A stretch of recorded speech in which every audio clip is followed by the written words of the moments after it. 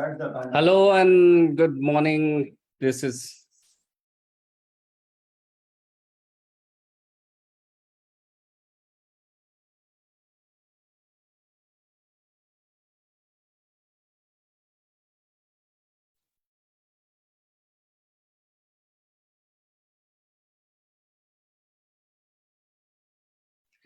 नमस्कार, जय हिंद। मेरा नाम नवनीत आनंद है और आज हम ब्यूरोक्रेट्स इंडिया डायलॉग के इस सीरीज में आपका अभिनंदन करते हैं।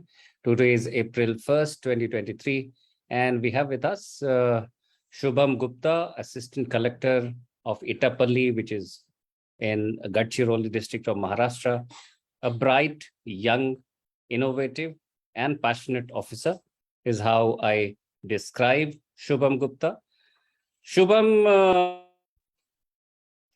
is a 2018 batch IAS officer, 19 batch, All India rank 6. Before that also, he cleared civil services with All India rank of 366. He has to his credit some amazingly innovative schemes and programs that he has been running in Gadchiroli that we shall get to know about it. But he's a graduate in economics from Delhi College of Arts and Commerce, and of course, straight away hit the civil services in 2016 by joining the Indian Audit and Account Services. But of course, he had his aim higher and got into. Academically inclined, he has also co-authored a book and a paper, and has also worked with the Reserve Bank of India.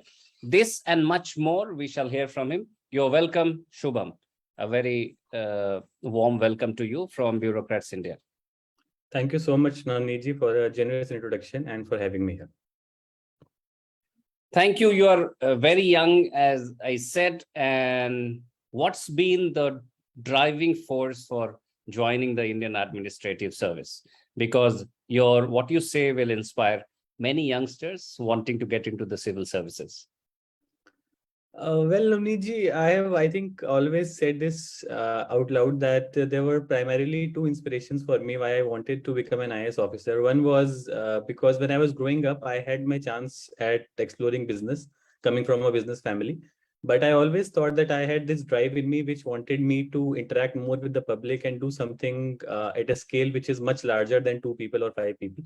So, I mean, from the point of view of social change. So that was my driving force. And of course, my father, who being a businessman, used to have his tryst with bureaucrats, and some of them were nice, some of them were not so nice. So he, at some point of time, he told me, I think that he wants me also to become a bureaucrat. So I won't say that it was just because of that, because when he told me, I was very, very young.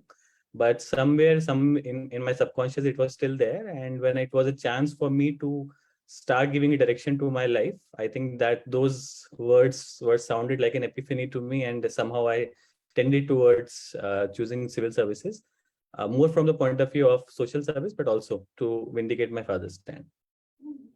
Wonderful. My compliments to him, and kudos to his resolve to instill into you the values that you can do much more, much at a much wider scale by being into the civil services. आपके पिताजी को नमस्कार और बहुत बहुत बधाई कि उनका ये सपना आपने पूरा किया। आगे बढ़ते हैं। Shubham, your LinkedIn page says that you excel in 3 key skills: leadership, social change, and public relations management. Now, I'm sure these are critical 3 factors for an IAS officer. How are you leveraging those skills, Shubham ji? So I think it's very important जब आप देखेंगे कि किसी bureaucrat को जब public के साथ deal करना पड़ता है, then we deal with multiple kinds of people in the field, right? We deal with fellow officers. They can be seniors or juniors. We deal with politicians. They can be from local level politicians to MLAs to ministers, and then even higher up. And we also deal with common public, which is the most common form of interaction that we have when we're in the public field, right? So now when you look at it, social change is a very important skill that we have, because more often than not, people tend to look up to us in terms of driving a certain change that may not be very obvious to them, or that may be very obvious to you, in the sense that this area or certain people needs a certain kind of change, but nobody has thought about putting in that kind of effort to provide that kind of momentum in terms of change in that area. Leadership, because of course people want somebody to take the baton for them on behalf of them and take them along in the process. And in terms of dealing with bureaucrats and all that, it's very important. Dealing with politicians especially, it's very important that you take them along in the process, because I've always spoken about this, and I always get this question asked, that how do you deal with politicians, especially when aspirants talk to me. And I always tell them that it's not too difficult, because it's only difficult when you start thinking of them as adversaries, कि वो आपको परेशान ही करेंगे. ऐसा नहीं है, because those are people who have immense amount of experience in working in the area that you have recently started working in. And if you're able to develop a constructive relationship with them, then things will become much easier for you and much more effective also, because they have a very important and very deep connect with the people that you are serving in, right? So I think those are the areas in which by which I am able to harness my qualities of leadership, hard work, and social change, and dealing with the people in the same time. Brilliant. So I'm sure there are a lot of tips coming on way for young IAS officers and also aspiring IAS officers and bureaucrats. Shubhamji, I'm extremely excited to hear from the horse's mouth about a series of very innovative programs that you have introduced. But before that, I think my audience and all those listening or will be listening will be very keen to learn about your school life. Your journey has been fabulous. So share with us your childhood, and then graduating into coming to Delhi, and from there you also went to Vapi for your schooling, right? So share with us some of these experiences, Shubhamji. Right. So, Samniji, in fact, my childhood has been pretty interesting and adventurous, if I can put it that way. जब मैं 7th class में था, तो my father, being from a business background, he suffered a huge financial loss, and we were all living in Delhi, living in Jaipur, and we are 3 siblings, so all 3 of us was studying and all that. And one day my father tells me that we can't stay in the city anymore because we have suffered huge losses, and whenever I go out, people ask me for money. So we need to change cities, and then we will come back. So we sold everything off, paid off all the debts. We had a house, car, and everything. And then he started looking for another opportunities. He came to Vapi because we had some relatives, and then he stumbled upon a place called Dahanu Road. It's actually in Maharashtra and on the border of Gujarat. So at that time, I didn't know that I will eventually end up spending most of my life in Maharashtra. But that's how my father set up his first business outside Jaipur, as he opened a wholesale shoe shop in Dahanu Road. So he started working there, and within a year, my brother stayed back, but the 3 of us, my mother, my sister, and I moved to Dahanu Road, away from Jaipur, to stay with my dad. And once we started looking for schools, it was very difficult because Dahanu Road was a very, very small town. It's still small. And that time it had only one Zilla Parishad school, which had Marathi compulsory. It had no CBSE schools. So my sister and I were in sort of a complex case. How do we resolve this issue? And that's when we decided that we'll probably go to Vapi and study in a CBSE school there. So we used to travel about 80 kilometers by train every day, and then come back, because our house was in Dahanu, but we used to study in Vapi in a CBSE school, because that was the only way for us to continue our education that time. Meanwhile, my father decides that it is very because he always wanted to come back to Jaipur, where all his childhood had been spent and his relatives were there. So we wanted to expand our business a little bit so that we can earn enough to be able to go back to Jaipur. And that's when he decided to set up another shop in Vapi. So he had now 2 shops located about 80 kilometers away. And then we were supposed to decide now who handles and how do we take care of that, right? My brother was already preparing for IIT, so he wasn't staying with us. He's elder to me. So out of subconsciously, I just told my dad that, okay, you take care of the Vapi shop because it seems to be bigger, and let me take care of the Dhanu shop.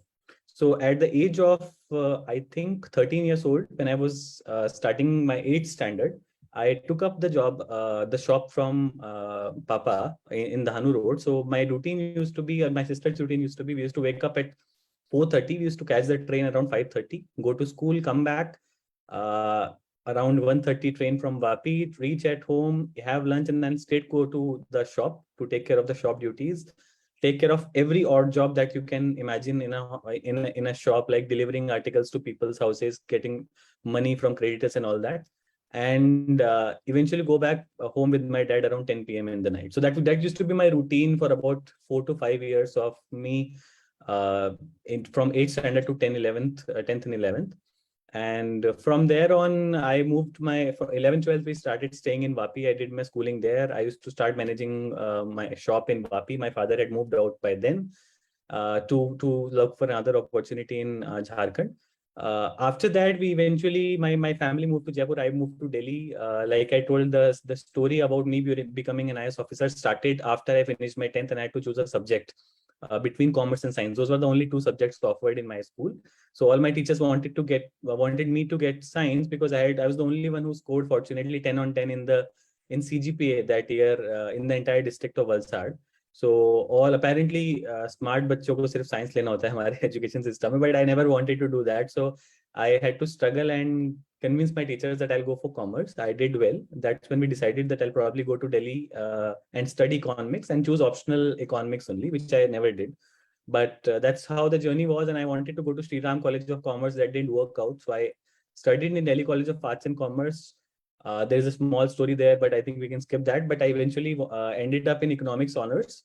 And in around third year of my college, I decided that now it's the time to go hard up into preparation. So I started very sincere preparations in around mid third year of my college.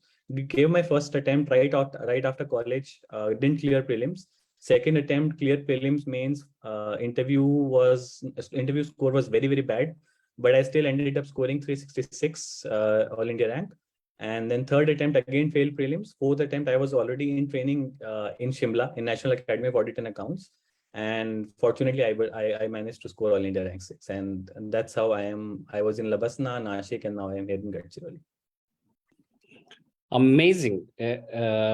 Extraordinarily inspiring story of hardship and how you converted adversity into opportunities for millions of youngsters wanting to get into a career of their choice. I think this is a great story that I shall personally relish and keep telling to people again and again, because this is truly inspiring, from sharing the passion and the values of your parents, your father, working very hard, traveling by train, getting up so early in the morning. Wow, amazing. Congratulations, Shubhamji. You are truly an inspiration, you and your father and your entire family.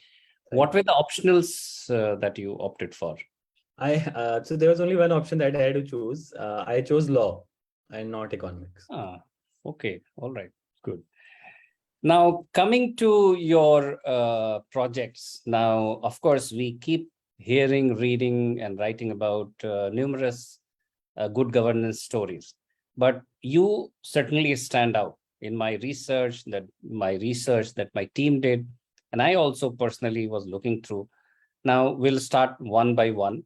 As we were talking, I think your robotics laboratory is your most favorite of all of these. Please share with us in detail what does it mean and how do you look at institutionalizing this? Because once you have moved on, how are you going to ensure that the beautiful project continues? Please share with us in details about the project and how you wish to ensure that it continues. I actually would like to talk to you about two projects. One is the robotics lab and another is the mobile science laboratory project. We call it the Project Vigyan. Both are related to science. That's why I wanted to club them, and because the philosophy behind them is similar, and why we wanted to do this and how we want to institutionalize them is also similar in some sense. So we started this project because, so for example, right now I'm handling the office of project officer for integrated tribal development project in Bhamnagar, which also provides me the opportunity to look after 8 government ashram schools. Government ashram schools are residential schools run by the tribal department in Maharashtra. Whenever I used to visit those schools, I used to find that, yes, I mean, the students, because we had extreme lack of vacancy of teachers, contractual teachers used to do the job.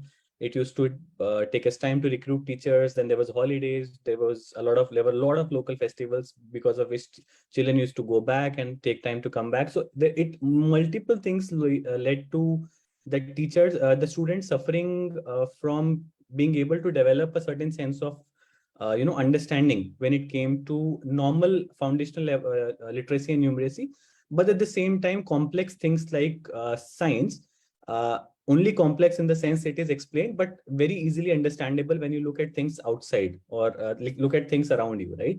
So when I was trying to think of how I can improve upon it, I uh, I observed two things, that there are multiple organizations across the country who are working and doing extremely great work in FLN, foundational literacy and numeracy. Like everybody is trying to uh, come up with some activity-based learning module which helps you improve your language, which helps you improve your mathematic capabilities, and which helps you basically grasp the syllabus that is provided to you in a much nuanced manner, right? But I didn't find much initiative being taken in terms of scientific education, be it robotics, which is the advanced sciences like artificial intelligence, blockchain, and all that, or the basic sciences like physics, chemistry, and bio, which form the foundation of whatever advance you have to do at some point of time. So when I started thinking about it, I just figured that let me just try something with scientific education. I initially started with the idea of setting up 8 science laboratories in 8 schools, but it was coming out to be a lot of capital expenditure. So we wanted to reduce that. And that's when we came up with the idea of starting a mobile science laboratory. In this laboratory, we have 5 subjects. We have chemistry, bio, physics, astronomy, and climate change. Climate change, because I think it's only right for us to start talking about climate change at a very, very young age, because it's going to change our lives very, very quickly, very, very soon. So we did this, and we got in touch with an NGO. This van, because we wanted to do it very, very quickly. This van we got through CSR. We got this van customized in Satara, in another district. We got an NGO called Farmers for Forest. We collaborated with them. We asked them to run this van for us for 3 years. We did an MOU with them. We started this van along with me and my batchmate, who is looking after the project office of Gadchiroli. Both of us and Farmers for Forest, all 3 of us got together, and we wanted to do this project. And we started implementing this. And I'm very, very happy to tell you that this project not only will be institutionalized, because there is no money which is being spent by the government, but all the good things are happening in the government schools in collaboration with civil society organizations. Since no money is being spent by the government, it is very, very likely that the project will not collapse for lack of funds, or for somebody to follow up enough to get access to those funds by keeping it as a priority as it should be, but rather just because it is an organization which is spending their own money to implement this project. Similarly, the robotics law, we also wanted to expose, like I always try to provide a hint of advanced sciences to the people. I think this was again right only that we start something about robotics also, because I think I think we saw that when the Honorable Prime Minister had gone to Arambh 2.0, this time in Statue of Unity, he was introduced to I think an inauguration of a coffee table book. The book was delivered to him through a humanoid, which we call a human type robot, right?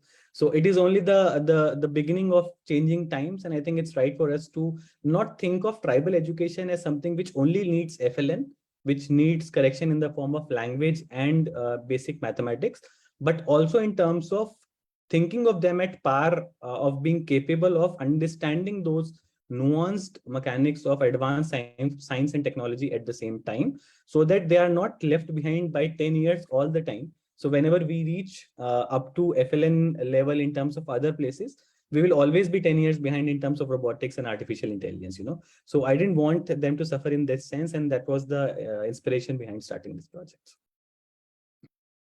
Amazing.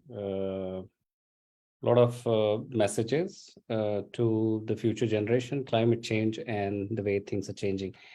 You're certainly helping us, people outside the world, the people of outside world beyond Gadchiroli, to look at Gadchiroli in a different light, because it has been known for all wrong reasons. I'm sure during your stint, you are going to ensure that it is known for all these brilliant reasons. So there is another story that I read about how a pregnant lady's life was saved in Gadchiroli because of another very innovative concept and program that you run, bike ambulances. Please share with us about details of that project.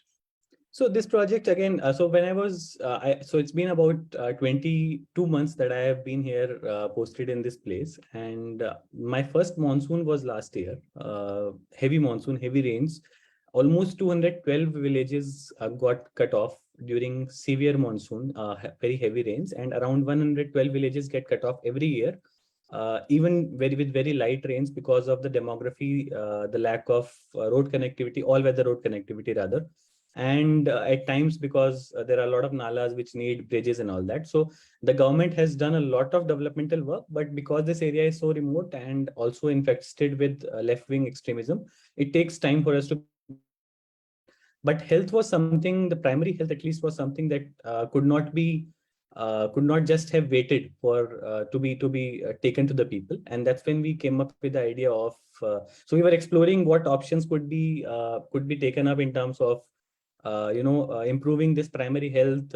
We used to hear a lot of stories about people not being able to reach the subcenter or the primary healthcare center, and women being carried through bamboo stretches, or women suffering during labor, during pregnancy and all that. So we wanted to attempt correcting all that. So we introduced this innovation, and it's not been done in India for the first time, so I'll not take credit for that. But we introduced bike ambulances in Bhamragad block of Gadchiroli. To start with, we with limited funds we started 3 ambulances, and the idea was very simple, that we posted these ambulances inducting local drivers in 3 of the most remote villages of Bhamragad. What we did was we also got a stretcher attached to the bike ambulance. We got a first aid kit, and we got an oxygen cylinder attached to the bike ambulance. And we trained the driver itself in being able to provide that preliminary first aid care to the person who is demanded for this help, so that that person can be stabilized at the spot of sickness. And from there, that person can be carried to the nearest sub-center or primary healthcare center, or if required, to the rural hospital or the district hospital as per requirement and as per available facilities. But no life should be lost, or no medical emergency should be suffered by the people just because of lack of road connectivity, or just because of lack of communication lines in periods of torrid weather or heavy rains.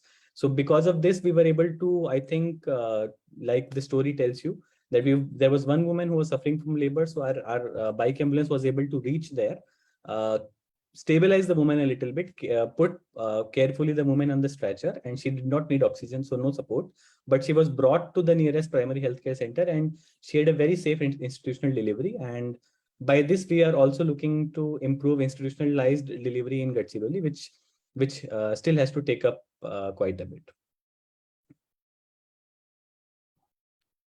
Very good. My dear friends, you're watching this edition of Bureaucrats India Dialogue. Today is April 1st, 2023. And with us today is a very young, bright, passionate IAS officer of 2019 batch, Subham Gupta, who is serving as Assistant Collector in Etapalli in Gadchiroli district of Maharashtra. What is Udyog Yantra, Shubhamji? So again, in one of my visits to the ashram schools, I noticed that I could visibly see that some of the kids, especially the girl students, were not looking very healthy to me, apparently visibly. And I wanted to get to the bottom of that. We did a BMI check. The BMI check told us that a lot of many of the kids out of 222, in fact, or 60 odd, were undernourished in some sense. So we wanted to correct that, and we wanted to get to the bottom of this, because in tribal department, we don't suffer from lack of funds. At least the funds are enough to provide all the meals to the kids, and all 3 meals are actually provided in the schools, it being a residential school. So we wanted to get to the bottom of that. So we got in touch with Feeding India by Zomato. And Feeding India, in fact, in turn put in touch with Udyog Yantra. Udyog Yantra is actually a startup which uses artificial intelligence to do nutrition traceability and impact assessment. What it means is very, very simple, that it allows us to go to the bottom of why a particular meal is not able to provide certain nutrition content to the children, which it is supposed to as per the prescribed standards. So, for example, the government of India and the government of Maharashtra have come out with certain standards, and they have prescribed certain menu which needs to be followed in each school depending on local variations.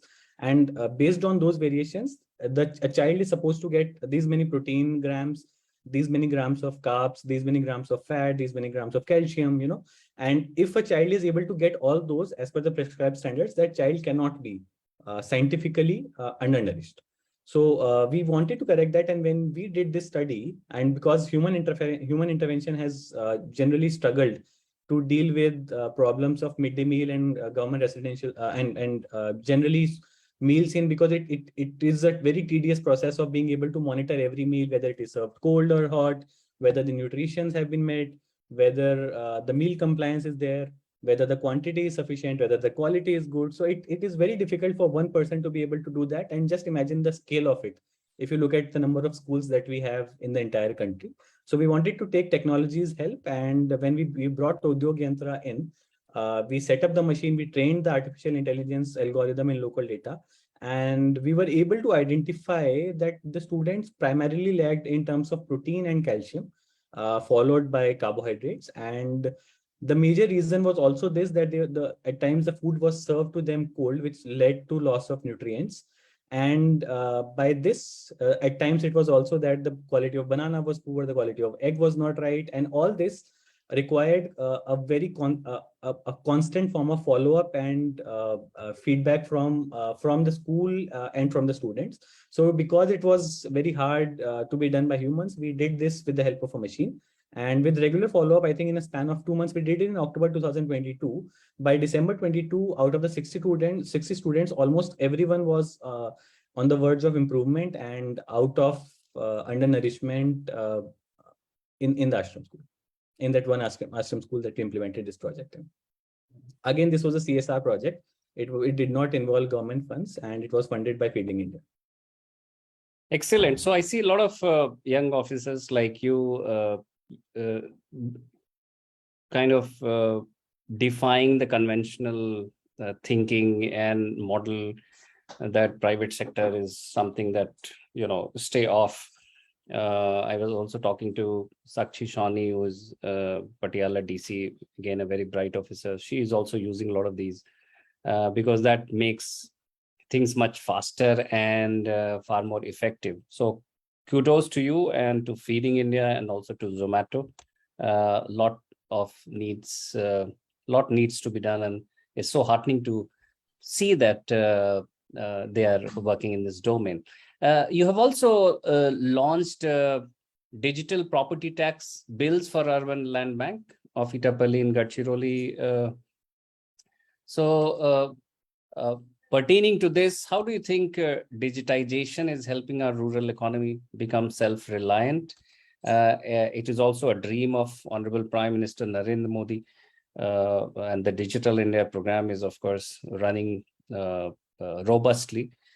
What is your view, and based on your own experiences, what do you think is the way forward for us?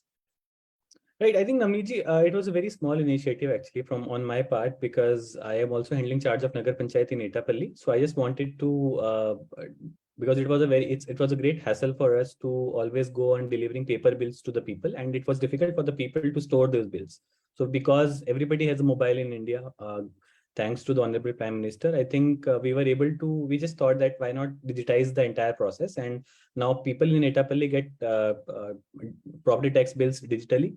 And they get constant reminders if they have not paid, just like you would, somebody would get messages in Bombay and Bangalore and Jaipur for that matter, So we did this in that sense. And to answer the second part of the question, I think digitization is immensely helping the rural economy.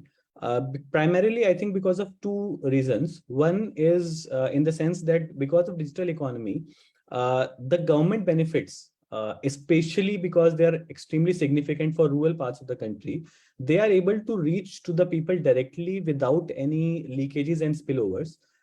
People are able to decide what they want to do with the money that the government is providing to them in their bank accounts.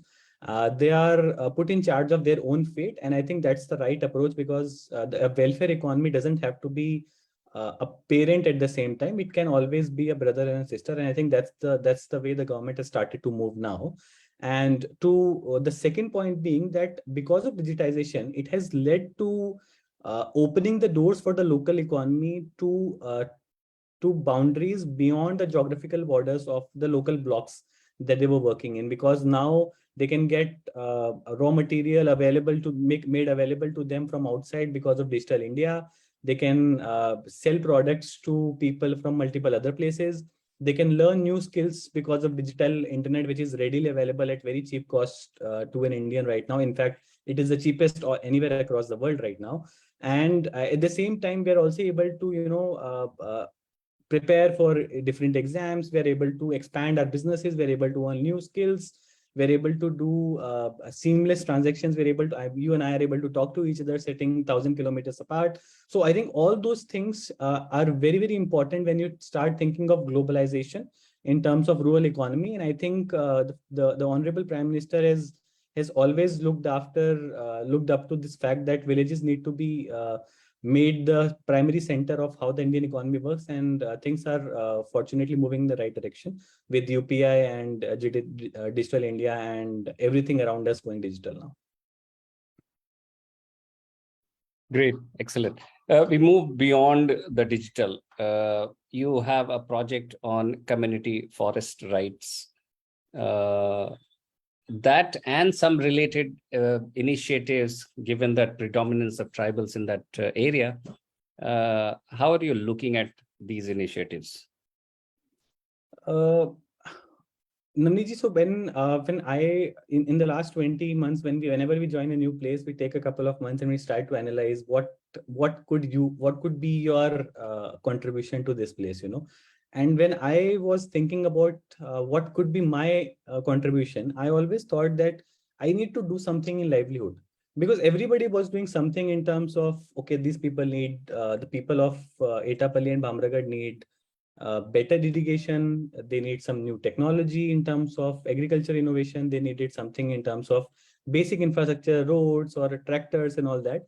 But not much work was being done in terms of how the people can be made self-reliant and not having to depend on government for their own survival and improvement in their standard of living. So we tried to conceptualize a certain program. It completely failed. We tried to do a food processing industry in Gadchiroli using providing the ownership to the tribals, similar to what Amul did many years back, 1945.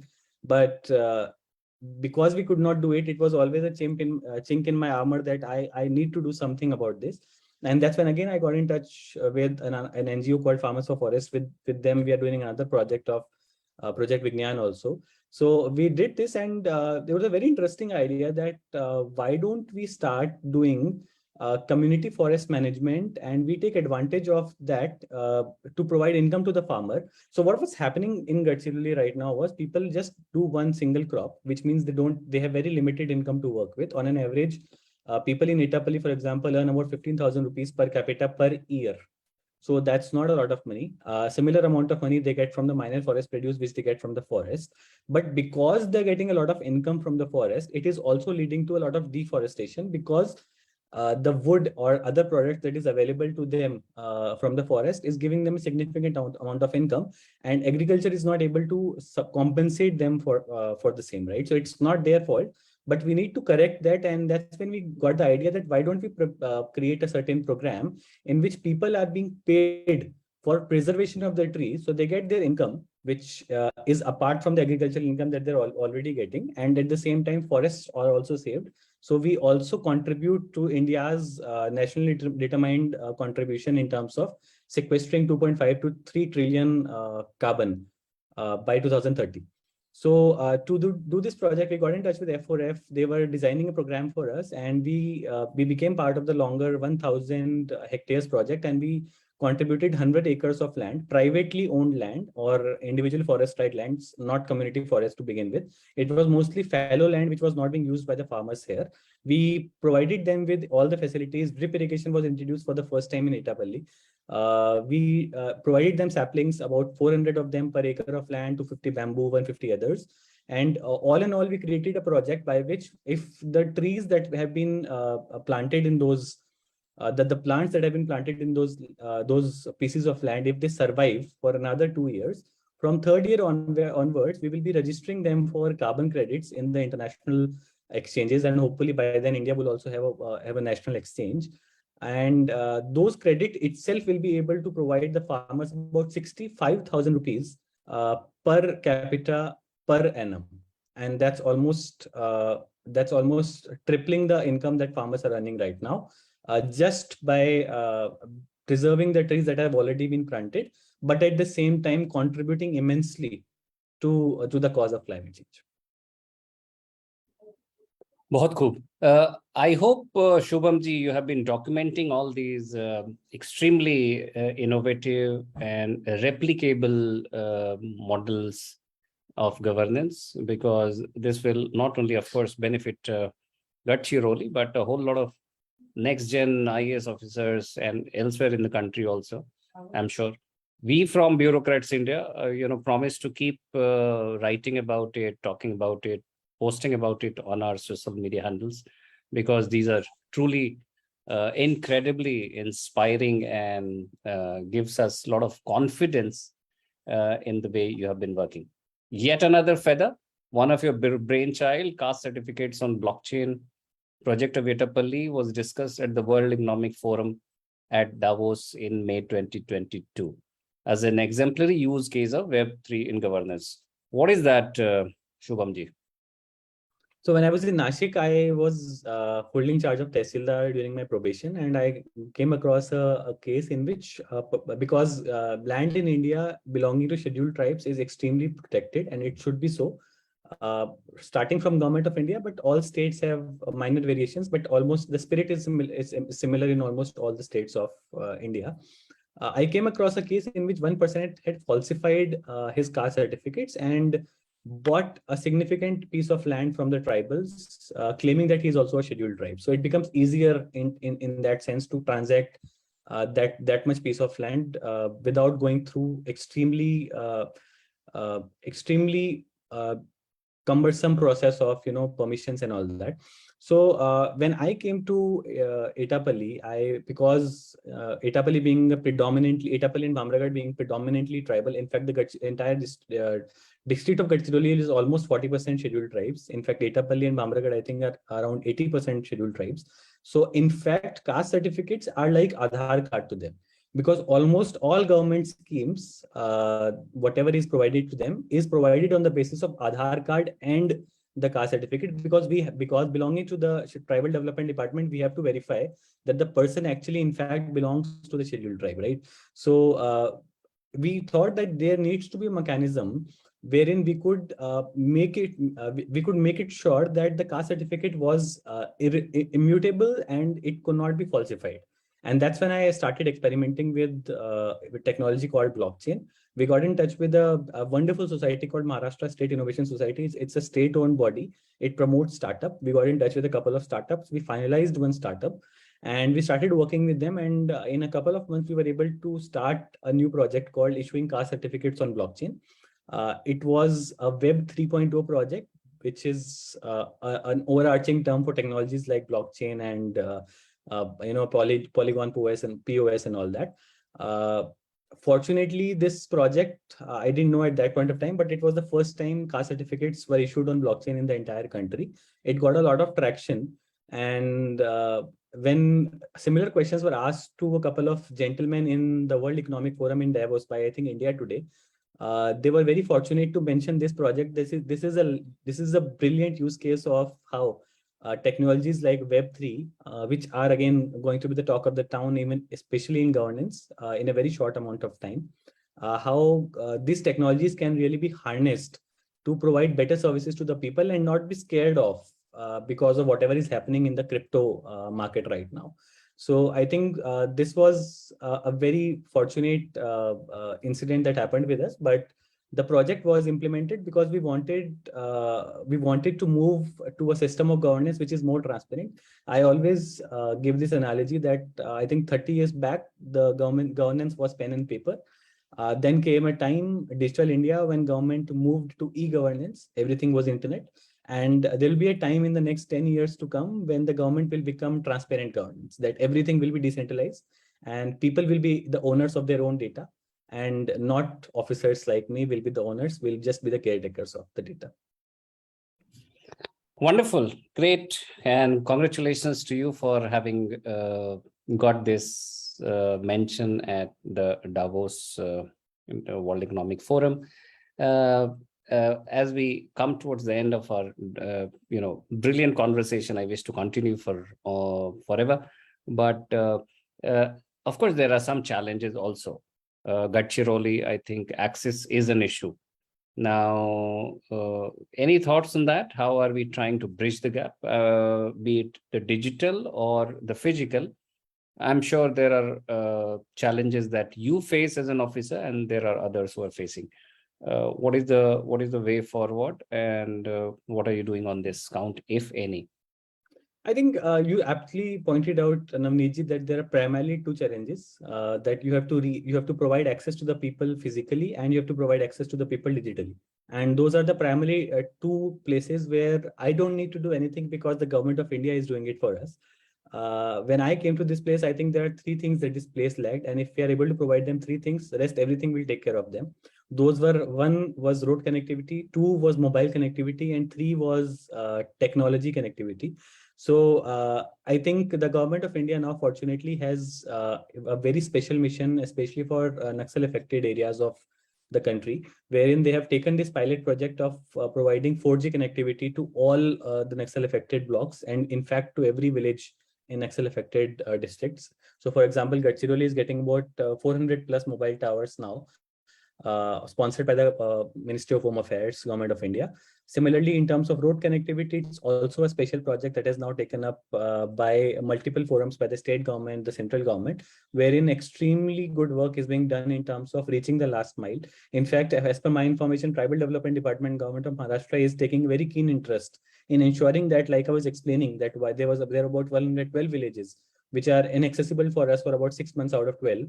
The government of Maharashtra is now taking up this project of connecting all these villages within a span of about 3 years, so that no village ever needs to struggle because of not being able to reach a healthcare center, or no student is left out because he or she is not able to reach the exam center because of lack of roads. So I think all those challenges are being taken up. And yes, we face challenges as officers because there are times right now where we do not have internet, where we find it very difficult, where we are slightly at risk because of whatever is happening in the district. But I am very glad to be in this place to face these challenges, because that's what helps us grow. And I always take this example that if life is so much comfortable now, but life is like this with me, where we have to struggle for physical reach and mobile connectivity at times, what would life had been, and how would my seniors have lived here and spent their lives here and still managed to do extremely meaningful and significant work being in Gadchiroli and Etapalli, and they don't complain. So how can I? Wonderful. Before I come to learn some personal, because I'm sure there are a lot of youngsters wanting to get to the personal side of yours. One final, questions that some of my colleagues are asking.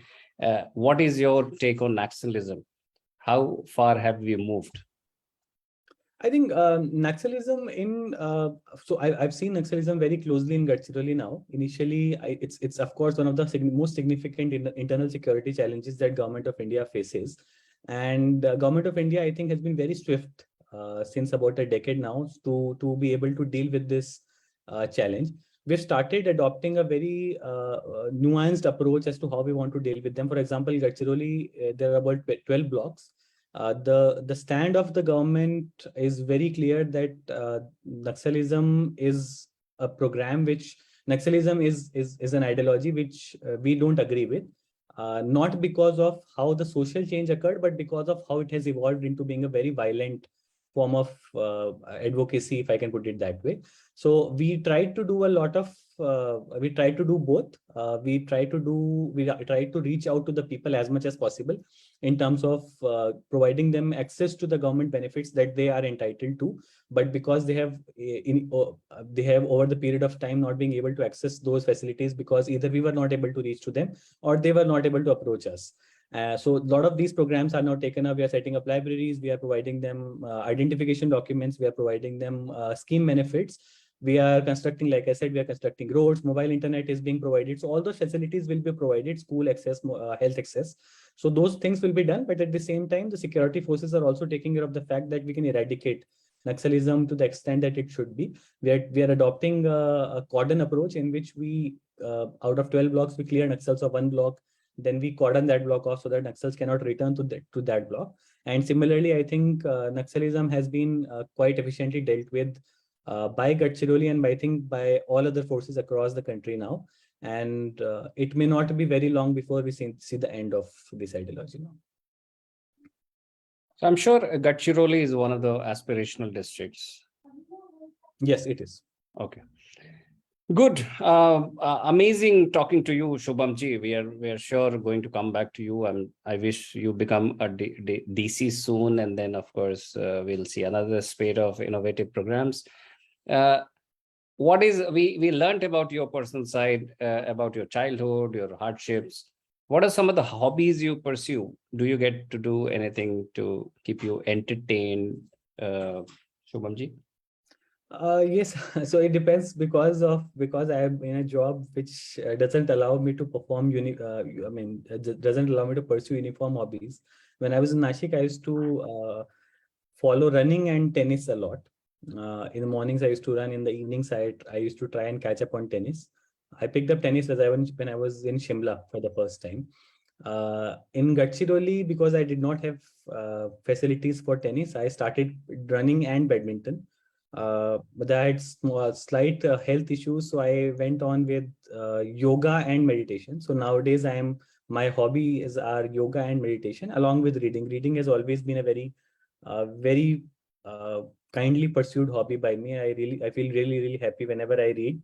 I also try to write at times, but that's something which I'm also trying to hone over the years.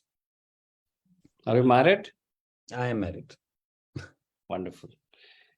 Good. Anything else you wish to share, especially by way of tips to the young aspiring IAS officers, bureaucrats in general, and of course, those who want to get into the civil services?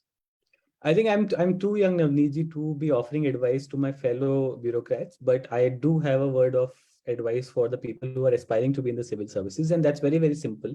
That not from the point of view of the exam per se, but from the point of view of the journey.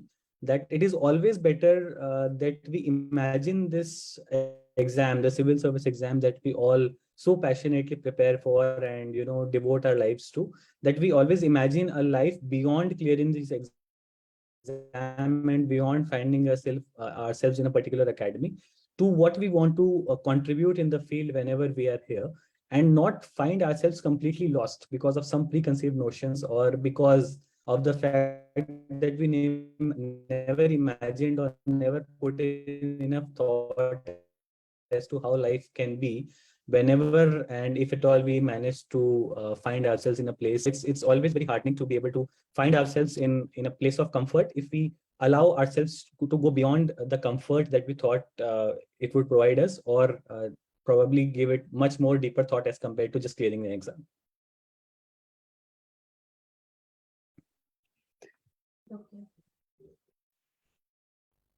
Okay. Good to know that, Shubham ji.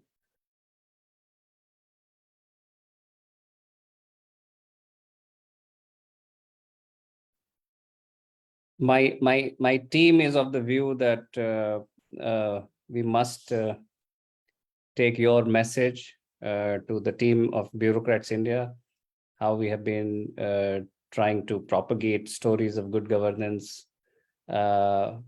get deep into places like Gadchiroli, get experiences like this. Some words for Bureaucrats India team.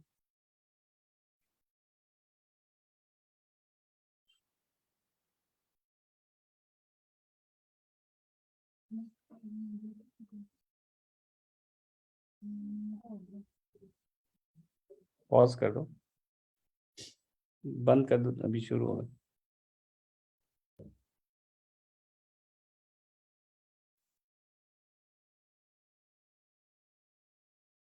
Can you hear me, Shubham ji?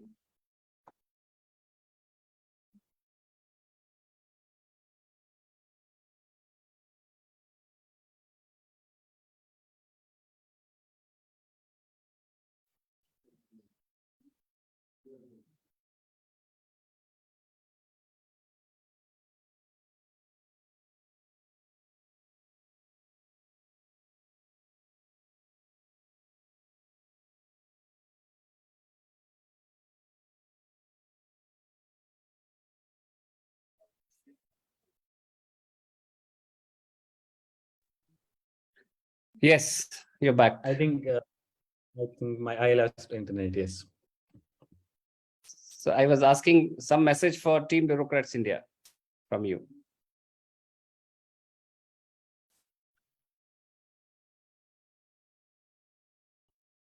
Am I audible, Shubham ji? Yes, you are audible to me, Navneet ji. Yeah. So one last message for Team Bureaucrats India from you. I think Bureaucrats India is doing an incredible job of reaching of taking our positive stories of how we are trying to make a dent in the growth story of this incredible country that we all live in. And I think it's only right for me to point out to the fact that there are very few platforms who are doing this great work of looking at the positive and not gaining attention and attraction through negativity that we tend to see around us all the time. I think I would like to congratulate Bureaucrats India and wish a very good luck to the team to take this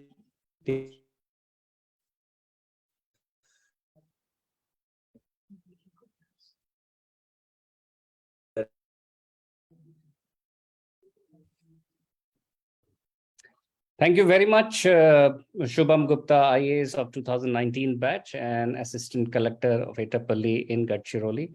I thank all my viewers watching us on Facebook and Zoom. My special thanks to my team who made this possible.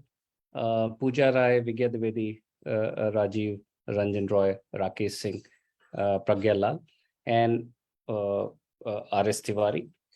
Thank you all very much. We shall come back to you with yet another edition of Bureaucrats India Dialogue and Bureaucrats India webinar.